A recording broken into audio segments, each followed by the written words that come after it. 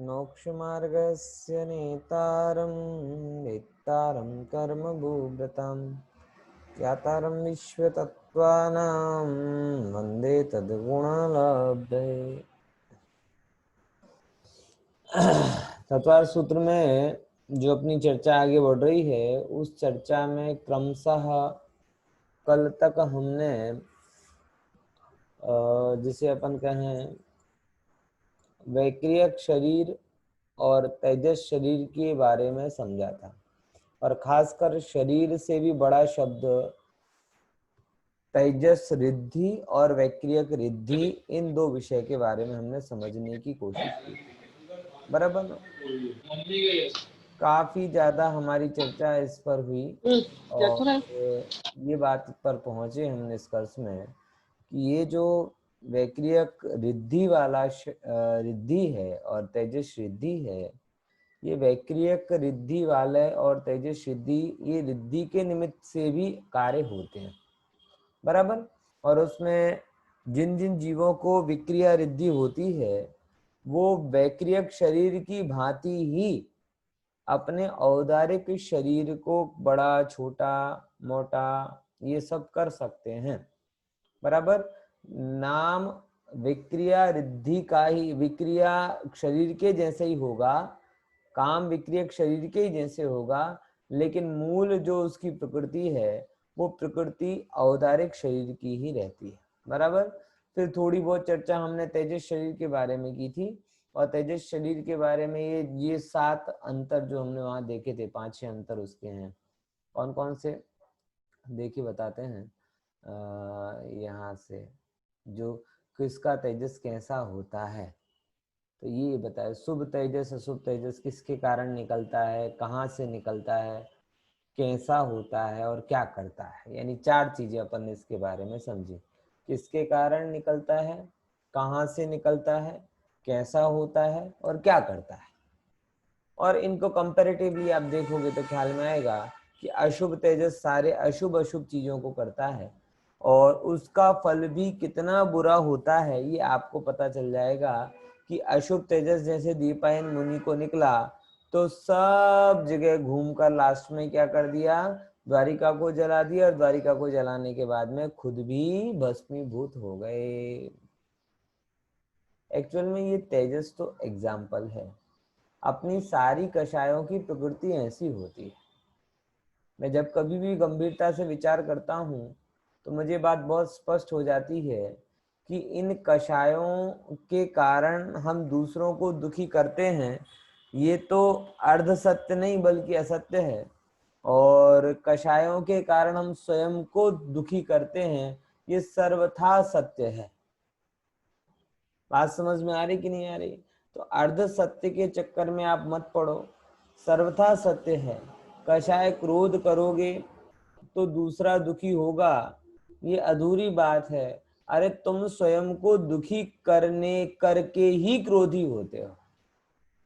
यानी कोई भी तेज, इसीलिए शरीर जो है ना, शरीर लगभग लगभग इतने वर्षों के अनुभव से मैं इस बात को बहुत गहराई से कह सकता हूँ, शायद जो जो लोग भी गंभीरता से विचार करते उन्हें फील होता होगा।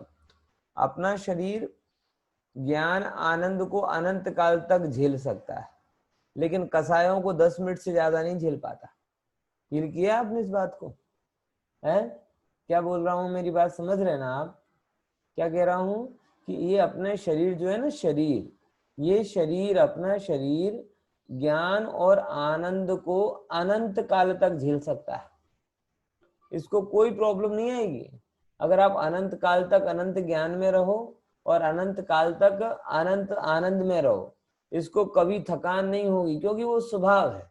और आप एक कषाय को 10 मिनट करके देखो, 10 मिनट आप गुस्सा करके देखो, 10 मिनट आप अहंकार में ऐसे चौड़े चौड़े चल के देखो, कपट करके देखो, ये शरीर कषायों को सहन ही नहीं कर पाता। मैं तो व्यक्तिगत अपना अनुभव बता रहा हूं, क्योंकि दूसरे का अनुभव के बारे में तो मैं कुछ नहीं कह सकता।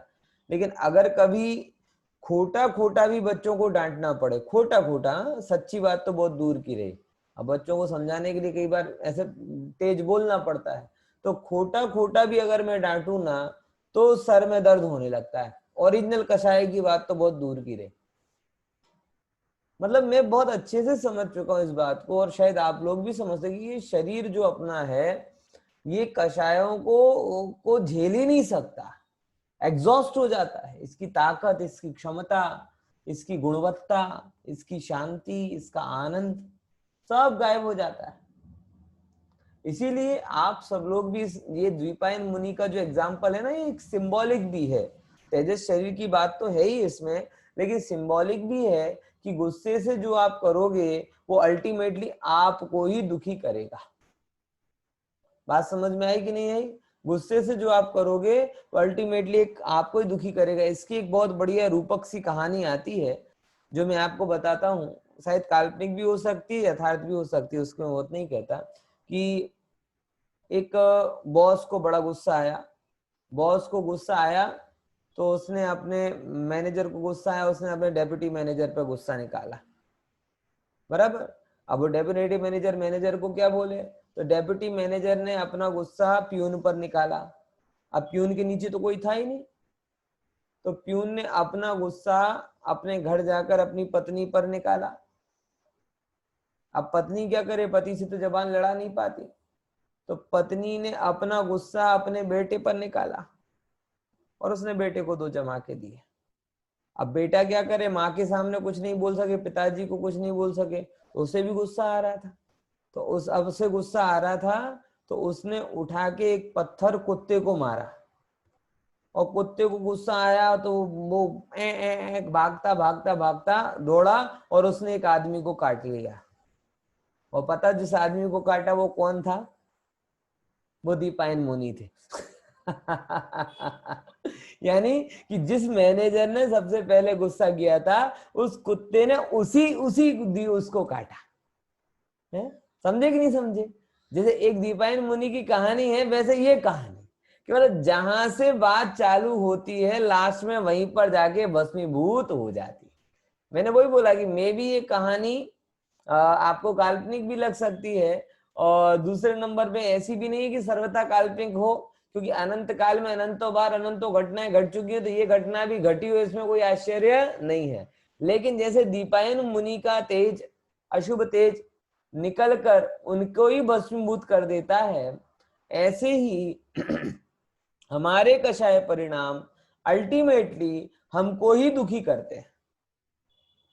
इसीलिए ये द्विपायन मुनि की कहानी से ये भी प्रेरणा लेना कि भले ही दूसरों को नष्ट करने की क्षमता आ जाए, लेकिन उस प्रयास में तुम अपनी मनुष्य पर्याय भी नष्ट कर दोगे। क्या बोला? देखो देखो, मैं बहुत स्पष्ट शब्दों में कहता, भले ही आपकी आवाज से हजारों लोग डर जाएं और आप गुस्से से सबको अपना काम करवा लो, लेकिन ऐसा कर कर आप अपने मनुष्य पर्याय को खत्म करने पर तुले हो। आप अपने मान के लिए जिंदगी लगा दोगे, लेकिन वो मान से कभी आनंद नहीं ले पाओगे, खत्म हो जाएगी। कपट कर करके बहुत धन कमा लोगे, लेकिन निरंतर तो आकुलता में जियोगे। लोभ के चक्कर में कौड़ी कौड़ी कौड़ी बचा बचा कर जाओगे और लास्ट में मिट्टी में मर जाओगे। इसीलिए कहता हूं बात को कि ये जो अशुभ तेज के जो भी परिणाम हमारे अंदर में हैं, वो आत्मा के लिए दुख देने वाले होते हैं। हमने कहा ही है कषाय की परिभाषा में कि कषाय किसे कहते हैं कि जो आत्मा को दुख देती है, बराबर, संसार का आगमन करती है, वो चीजें कषाय कहलाती है। ठीक है ना?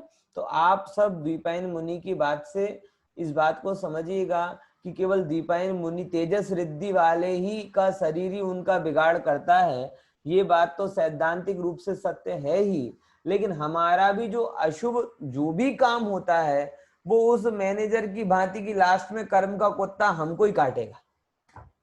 आप समझ लो, दूसरे का क्या होगा वो तो भगवान जाने, बराबर, दूसरे का क्या होगा वो तो भगवान जाने, लेकिन जो भी परिणाम हम करेंगे अल्टीमेटली हमको यही भोगने पड़ेंगे। इसीलिए भाई साहब बार बार आचार्यों ने सचेत किया है कि जो भुगतने के लिए तैयार ना हो ऐसे काम नहीं करना, बराबर। देखो अपन यहाँ आगे बढ़ते हैं। अब तीसरे नंबर का जो शरीर है आहारक शरीर, उसकी चर्चा हम करते हैं। देखो दोहराएंगे सब लोग। शुभम विशुद्धम मव्याघाति शुभम विशुद्धम शुभम विशुद्धम अव्याघाति व्याघाति चाहारकम हारकम प्रमत्त संयतस्यैव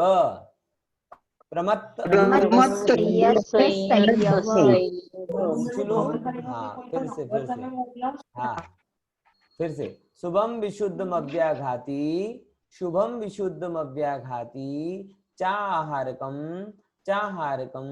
प्रमत्त संयतस्यैव बहुत बढ़िया। एक आध किसी से पूछ लेते हैं, कौन बताएगा? अरे लेकिन वैसे करेंगे तो आप बता ही नहीं पाओगे, चलो कोई बात नहीं। हाँ चलिए, अब सूत्र के अपन एक एक जो विशेषण बताए हैं वो अपन समझते हैं। चा आहारकम, यानी ये जो चर्चा किसकी चल रही है? आहारक शरीर की चल रही है। अब देखो, इसमें शुरुआत के 3 शब्दों में आहारक शरीर की विशेषता बताई और अंतिम शब्द में प्रमत्त संयतस्यैव में उसका स्वामी बताया।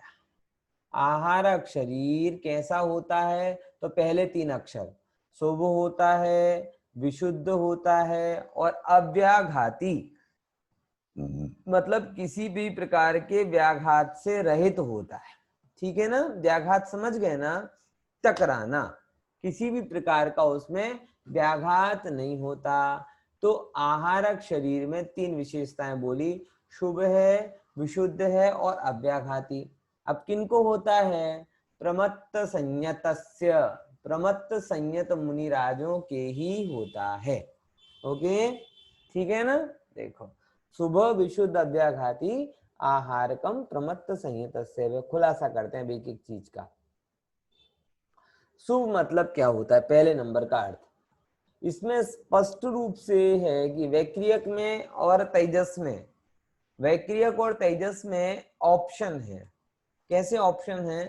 कि वो शुभ के कार्यों के लिए, प्रशस्त कार्यों के लिए भी निकल सकते हैं और अप्रशस्त कार्यों के लिए भी निकल सकते हैं।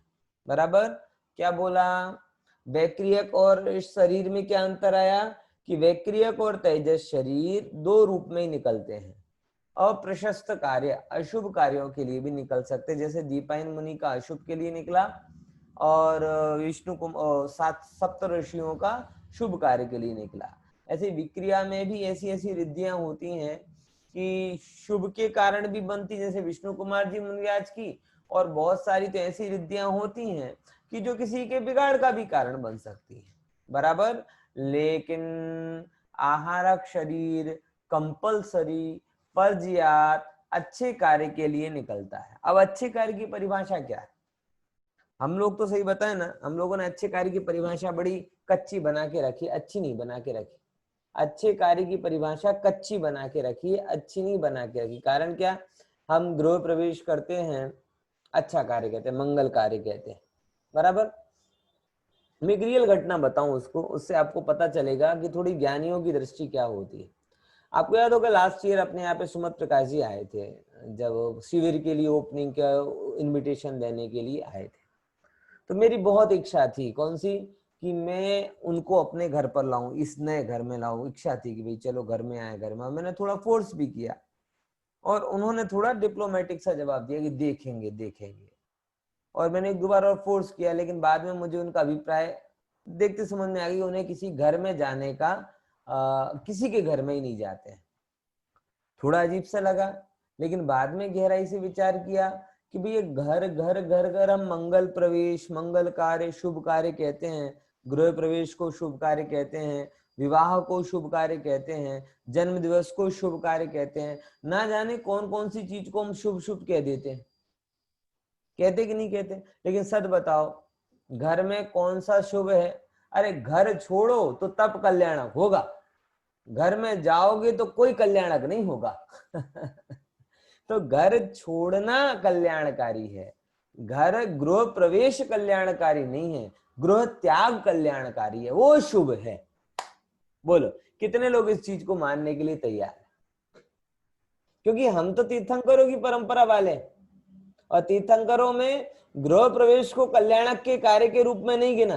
किसी भी तीर्थंकरों के विवाह को किसी भी तीर्थंकर के विवाह को विवाह कल्याणक नाम नहीं दिया, लेकिन जितने तीर्थंकरों ने दीक्षा का निर्णय किया तो सब तीर्थंकरों को क्या बोला, तप कल्याणक। मतलब कल्याण मतलब क्या रहा, कल्याणम करोति कार्यति च, कि स्वयं का कल्याण कर रहे हैं और करा रहे हैं, वो कल्याणक कहलाता है।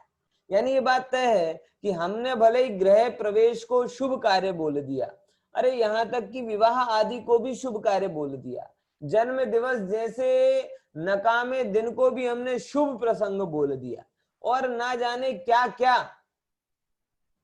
बच्चे की नौकरी लग गई बहुत शुभ काम हो गया, बेटी की शादी हो गई बहुत शुभ काम हो गया, बेटे का जन्म हो गया वो शुभ काम हो गया है। विचार करके देखो, बहुत गहराई से हम अगर सोचेंगे तो हमारे शुभ में कहीं शुभत्व तो दिखता ही नहीं है? विचार करके देखो। मैं नैरोबी गया था, नैरोबी में एक भाई थे विशाल भाई, बहुत अच्छी बात उनकी भी लगी मुझे कि उन पर्यूषण के टाइम पर ही, दशलक्षण के टाइम पर ही उनके भाई का लड़का हुआ। अब ठीक है, लोग व्यवहार में, मैंने भी बधाई दे दी, चलो भैया कॉन्ग्रेचुलेशन बड़े पापा बनने की। तो जैसे ही मैंने उनको बधाई दी, वैसे उनकी आंखों में 2 आंसू आ गए। मैंने अरे ये क्या हुआ? बोले पंडित जी अब आपसे, आपको तो सब पता है कि जिस कार्य के कारण दशलक्षण जैसे पवित्र दिन में मैं भगवान को स्पर्श ना कर सकूं, जिन मंदिर में जा ना सकूं, शास्त्र को छू ना सकूं, साधर्मियों के साथ बैठ ना सकूं, ऐसे वो कार्य को मैं कैसे बधाई का कारण मानूंगा? अरे रे, मेरा अंतर्मन तो रो रहा है कि ये जो, जिसे सारा जगत शुभ शुभ कह रहा है, लक्ष्मी आएगी, फलाना आया ना, ये आया ना, वो आया, वट एवर जो कह रहा है, लेकिन इस लक्ष्मी ने मुझे मेरी चैतन्य लक्ष्मी से दूर कर दिया। मैं सच में गदगद हुआ, और वास्तव में मुझे हृदय से लगा कि नहीं, बहुत कम लोग इस चीज को समझ पा रहे हैं कि एक्चुअल में शुभ क्या है, शुभत्व क्या है। तो ये जो तमाम सांसारिक कार्यों के लिए, तमाम सांसारिक कार्यों के लिए जिसे हम शुभ कहते हैं, उनके लिए कभी आहारक शरीर नहीं निकलता है, क्योंकि वो सारे सांसारिक कार्य मूल से अशुभ हैं। अर्थ पुरुषार्थ का फल और काम पुरुषार्थ का फल ये कभी सुखद नहीं हो सकता। धर्म पुरुषार्थ और मोक्ष पुरुषार्थ का फल ही सुखद हो सकता है। इसीलिए जो धर्म और मोक्ष के लिए होता है वही शुभत्व को लिए रहता है। शुद्धत्व तो दूसरी बात रही, शुद्ध तो बात ही अलग है, लेकिन हम लोगों को तो अभी शुभ का निर्णय करना पड़ेगा कि वास्तव में शुभ क्या है। लोक व्यवहार का शुभ परमार्थ में अशुभ है। क्या बोला ये? और ये ज्ञानी हमेशा देखो, लोग व्यवहार का भले विरोध नहीं करते, लेकिन लोग व्यवहार को स्वीकारते भी नहीं। स्वीकार श्रद्धान तो परमार्थ का रखते हैं। हाँ, लोग व्यवहार का विरोध इसलिए नहीं करते क्योंकि घड़ी घड़ी किस किस के सामने एक्सप्लेनेशन करे, इसीलिए ठीक है, कोई बोलता है हैप्पी बर्थडे, ठीक है थैंक यू, कोई बोला इस चीज की बधाई, बोले ठीक है थैंक यू, लेकिन उसका स्वीकार कभी नहीं करते। और जिस चीज को लोग जानते तक नहीं है, ऐसी पवित्र आत्म वस्तु और ध्रुव स्वभाव के लिए वो पूर्ण रूप से समर्पित रहते हैं। यही ज्ञानी की रीति है, और ऐसे ही ज्ञानी जीते हैं। और जिनको भी ज्ञानी बनना हो वो इस चीज को भली भांति समझ लो कि लोक व्यवहार के लिए है, जीवन के लिए नहीं। पॉइंट समझ में है? जैसे डॉक्टर, अगर डॉक्टर को सफेद कोट मिल गया, वकील को काला कोट मिल गया, बराबर, पुलिस को खाकी वर्दी मिल गई, और वगैरह वगैरह सब लोगों को अलग अलग चीजें मिल गई, तो किसके लिए? एक व्यवस्था बनाने के लिए है। जैसे कोई वकील दिन में काला कोट दिन भर नहीं पहनता, डॉक्टर दिन भर सफेद वो नहीं पहन के घूमता, वो वर्दी पहन के नहीं घूमता, सब अपने अपने स्वभाव में रहते। लोग व्यवहार की चीजों का पालन करते लेकिन स्वभाव को भूलते नहीं। ऐसे ही ज्ञानियों को भी लोग व्यवहार का पालन करते हुए भी अपने स्वभाव को नहीं भूलना चाहिए। जगत जिसे शुभ कह रहा है उसमें शुभत्व नहीं है। जिससे मोक्ष में एक बहुत सुंदर केम छो बढ़िया बढ़िया और घटिया शब्द आते हैं ना, बहुत सीधी सी व्याख्या मैं उसका करता हूँ। मोक्ष मार्ग में जो बढ़ावे सो बढ़िया और मोक्ष मार्ग से जो हटावे वो घटिया। आप कहते बढ़िया में बढ़िया गाड़ी लाओ, बढ़िया में बढ़िया कपड़े लाओ, बढ़िया में बढ़िया भोजन करो। अब मैं लगा लेना कि बढ़िया से बढ़िया भोजन में मोक्ष मार्ग में कितने बढ़ते हो, बढ़िया से बढ़िया कपड़े में मोक्ष मार्ग में कितने बढ़ते हो। अरे सारे कपड़े निकालोगे तो मोक्ष मार्ग में बढ़ोगे, कपड़े पहनने से नहीं बढ़ोगे। ये बढ़िया और घटिया की डेफिनेशन क्या? मोक्ष मार्ग में घटे सो घटिया और वो अशुभ, और मोक्ष मार्ग में बढ़े सो बढ़िया सो शुभ। तो आहारक शरीर शुभ के लिए निकलता है, मतलब मोक्ष मार्ग में जो बाधक चीज है, कौन सी मोक्ष मार्ग में कौन सी बाधक चीज है? संशय। मोक्ष मार्ग में सबसे बड़ी बाधक चीज कौन सी है? संशय। और वो संशय के निवारण के लिए होता है, कोई लौकिक अर्थ के लिए नहीं होता। बराबर। बहुत सारे हमने उसके कारण और भी देखे थे कि पंच कल्याणकों के लिए भी निकल सकता है। बराबर।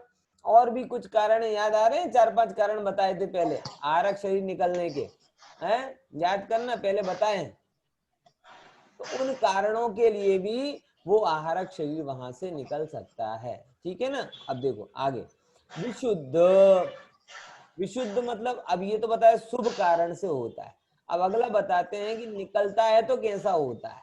बोले निकलता है तब विशुद्ध होता है। विशुद्ध का मतलब आकार बताते हैं। तो आकार कैसा है? शुभ कर्म के कारण श्वेत वर्ण कैसा होता है? वैक्रियक शरीर के क्या कलर थे? तेजस शरीर के ये श्वेत रंग का होता है। कैसे रंग का होता है? श्वेत रंग का, धवल। बराबर। तो श्वेत वर्ण का। और कितनी गजब बात बोली, संस्थान कैसा होता है? बोले समचतुरस्र संस्थान वाला। समचतुरस्र संस्थान वाला मतलब क्या? कि जैसे कोई व्यक्ति अगर ऐसे ध्यान की मुद्रा में बैठे और ध्यान की मुद्रा में बैठने पर उसके पैर उसकी छाती से डबल हो, बराबर, वो और इसके क्या हो? इक्वल हो, तो समचतुरस्र संस्थान कहलाता है। उसकी पालौटी भगवान का जब अपन कभी मापते हैं ना समचतुरस्र संस्थान मतलब, तो कैसे मापते हैं? उनकी चौड़ाई से उनकी लंबाई बैठने पर डबल हो जाती, तो समचतुरस्र संस्थान हो गया। जब ऐसे बैठे ना तो उनके ये इस शोल्डर से शोल्डर का जो जो डबल हो वो कितना होता है? इससे लेकर डबल हो जाए तो उनका वो समचतुरस्र संस्थान कहलाता है। चारों ओर से समान, बराबर, सिम कार्ड के जैसा नहीं समान है। ये अलग तरीके का समानता है, देखने में शोभनीक लगता है। और क्या बोलता है? तीसरे नंबर का क्या विशेषण बोला? व्याघात रहित, मतलब अड़ी दीप में ना किसी से रुकता है ना किसी को रोकता है। ये आपका ध्येय भाग। संसार के प्रलोभनों को देखकर रुकना नहीं और संसार में किसी को रोकना नहीं, ऐसी आहारक शरीर के जैसी आपकी वृत्ति होनी चाहिए। ना किसी से रुकता है और ना ही किसी को रोकता है, व्याघात रहित है। पॉइंट समझ में आया? कैसा है? व्याघात रहित है। इसीलिए तो आप यहाँ बैठे हो और अगर सिमंदर भगवान सुमेरु पर्वत के उस तरफ और यहाँ पे कोई आहारक रिद्धिधारी वाले मुनिराज हों तो उनके शरीर से जो आहारक शरीर निकलेगा वो सुमेरु पर्वत, निषद पर्वत, नील पर्वत सबको चीरते हुए तक सिमंदर भगवान तक जा सकता है। बोलो, विचार करके देखो। विज्ञान तो आज, और ये पौधगल है पची, ऐसा नहीं कि इसको चीर के जाए सो आत्मा हो गया है, तो शरीर ही पुद्गल का ही बना हुआ है, लेकिन वो इतने सूक्ष्म पुद्गल होते हैं कि किसी से टकराते नहीं। ये बात ख्याल में आ रही ना? आप ये मत समझ लेना किसी से टकराता नहीं है तो आत्मा हो गई, आत्मा नहीं, शरीर ही है, लेकिन वो सूक्ष्म पुद्गलों का बना हुआ। बोले ऐसा कैसे शक्य है? बोले शक्य है, आज भी कई होती है ना रेज बनती है, रेज आपकी एक्स रेज होती हैं, वो आपकी इस चमड़े से नहीं रुकती, सीधी हड्डी को पार करके निकल जाती है। साउंड वेव्स होती हैं। आप उस कमरे में, आप नवरात्रि तो इस बार ज्यादा धूमधाम से नहीं हुई, लेकिन अगर आपको क्या कहते हैं, अगर वो नवरात्रि अपने पूरे शबाब पर होती है तब आप दरवाजा बंद कर दो, पर्दा लगा दो, खिड़की लगा दो, कान में रुई ठोक लो, तो भी हालो चालू रहे। समझ में आया?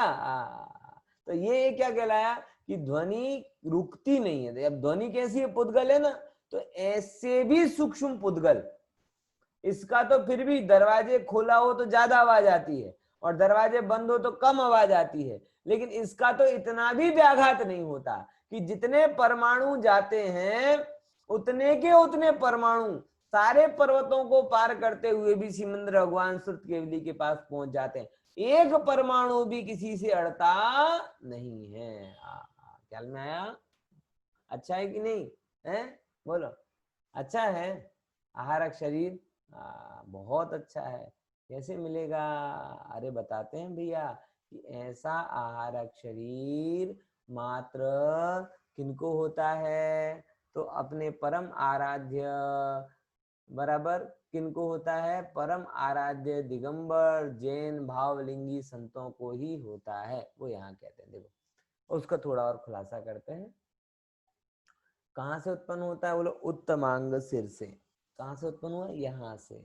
सिर में, सिर से ही उसकी उत्पत्ति होती है।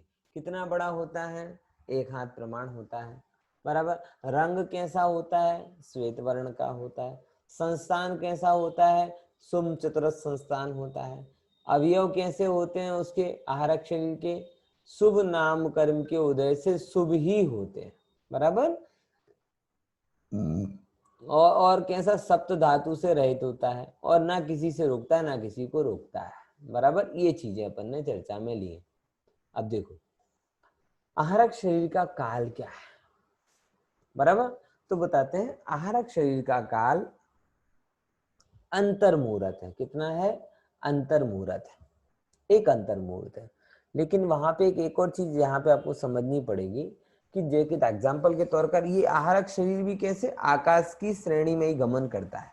ऐसे गमन नहीं करता कि ऐसे क्रॉस उल्टी उस रेखा में जाए, उसका गमन भी आकाश की श्रेणी में होता है। इसमें बात नहीं लिखी। तो कैसे होता है कि बोले अगर यहाँ पे जाना हो ना तो आहारक शरीर यहाँ पे गया तो यहाँ पे रुक जाएगा, बराबर। फिर उसके बाद में वहां से दूसरा निकलता है, वहां से इस आहारक में से दूसरा पुतला निकलता है तो वो वहां जाके सिमंद्र भगवान के पास पहुंच जाता है। यानी ऐसे नहीं जाएगा, बल्कि एक आहारक से दूसरा, तो उसको आहारक आहारक बोला जाता है। आहारक से जो दूसरा आहारक शरीर निकलता है उसे आहारक आहारक शरीर बोलते हैं।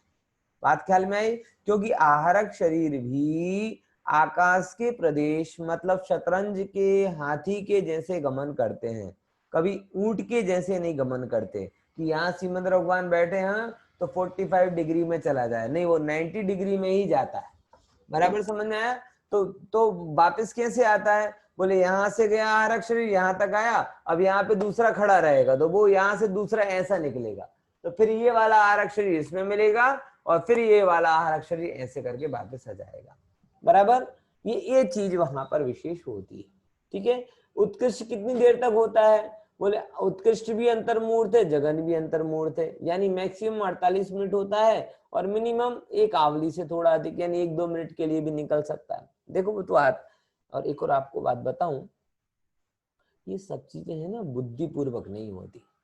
आप ये सोचें कि हम मुनि आहारक रिद्धि वाले मुनिराज भी ये सोचें कि हम अपना पुतला अभी के अभी निकाल दें, ऐसा नहीं।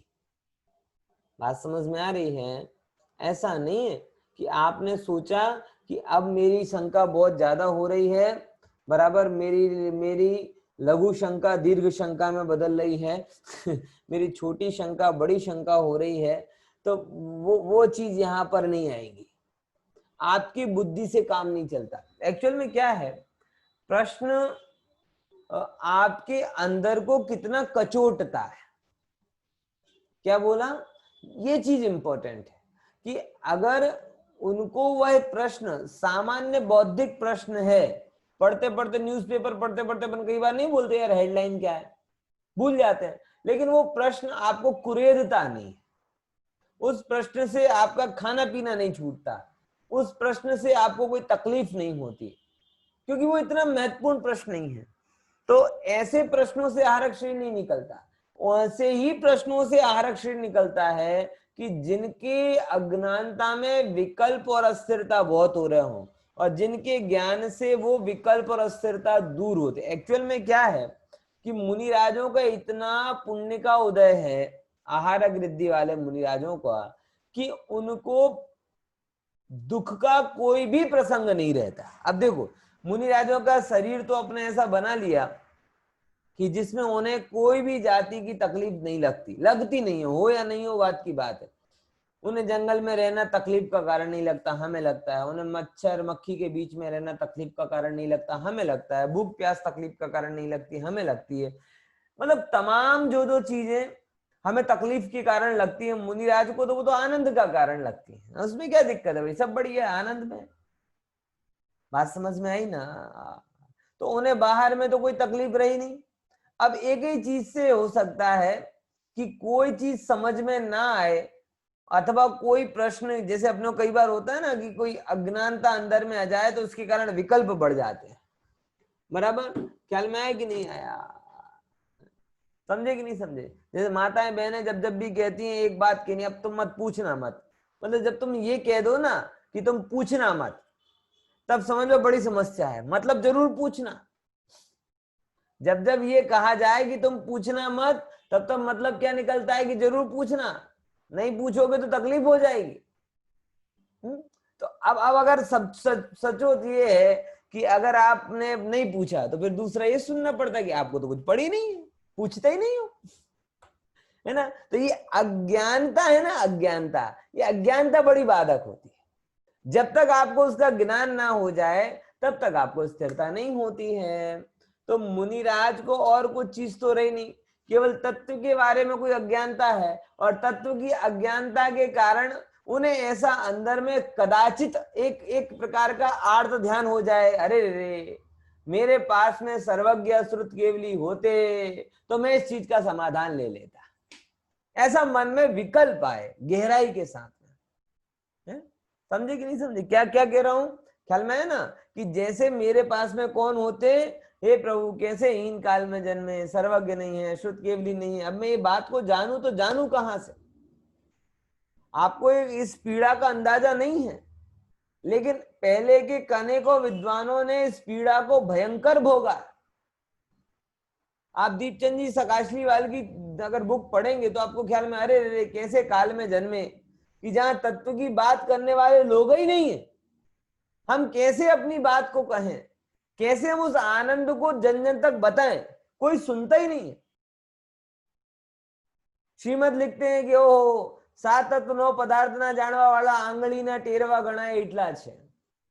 मतलब बहुत विषम काल था पहले कि जहां लोगों को कुछ भी खबर नहीं थी। ओ ऐसे समय में अगर किसी को अंदर में लबालब तत्व का रस हो तो वो सिर्फ काल के अंदर मुझे, अरे कैसे हम किन से बात करने जाएं?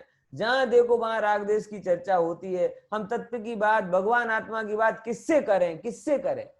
जैसे हमें खेद होता है ना, ऐसे मुनिराजों को कदाचित कोई विषय की अज्ञानता होने के कारण ऐसा खेद होवे कि अहो हे प्रभु कैसे हीन काल में जन्मे, कि केवली श्रुत केवली का समागम नहीं है। अब हमें बात जाननी है तो किससे जाने? और अगर वो रिद्धिधारी मुनिराज हैं, उनके पुण्य का उदय प्रबल है, तो उन्हें ये खेद भी नहीं हो, इसकी व्यवस्था कर्म कर देते।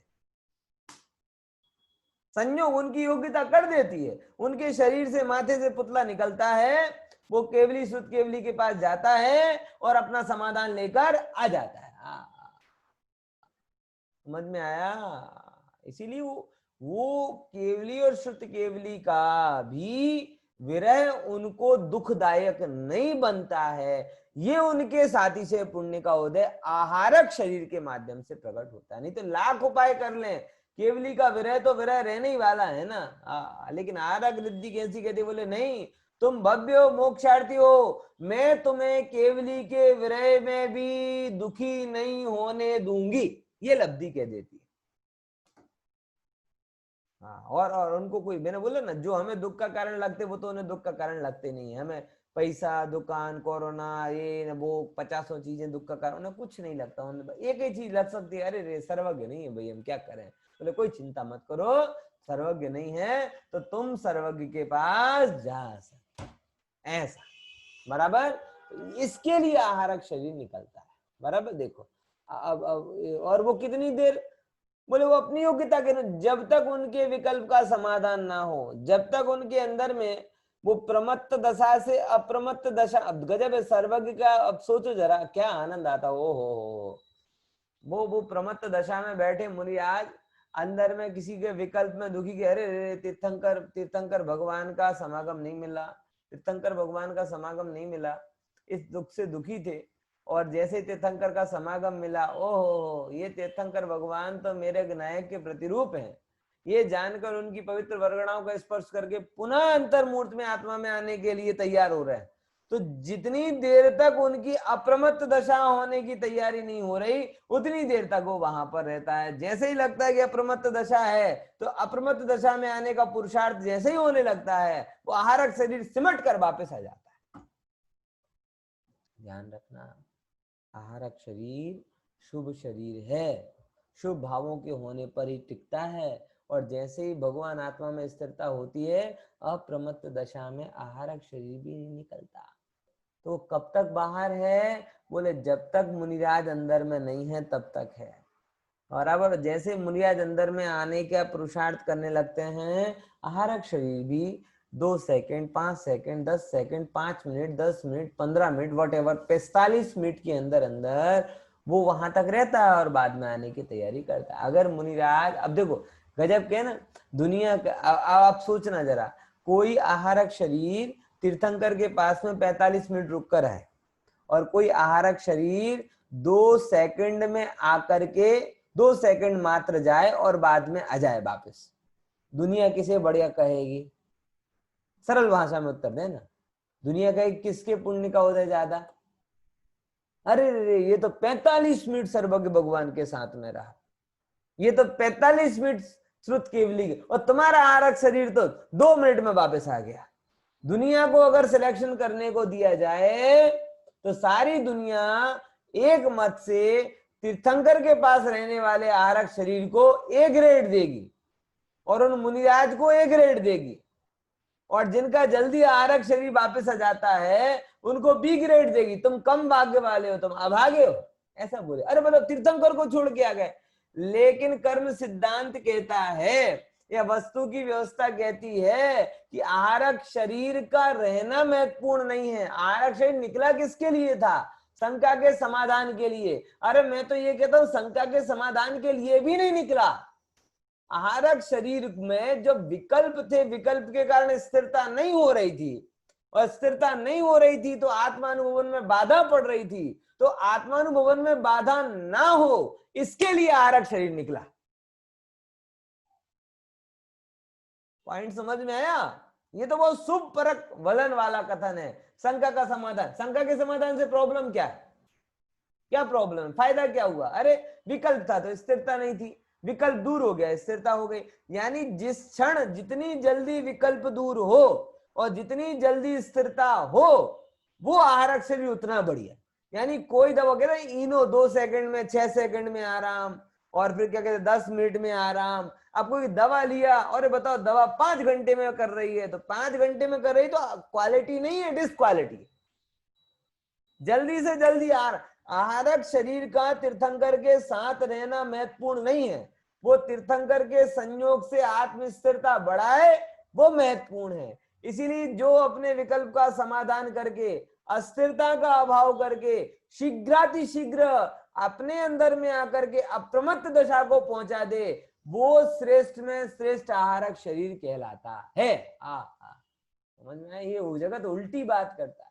आप विचार करके देखो जो मैंने बोला है, और मेरे इस एक्सप्लेनेशन के पहले आपसे पूछा जाता तो 100% आप कौन सा उत्तर देते?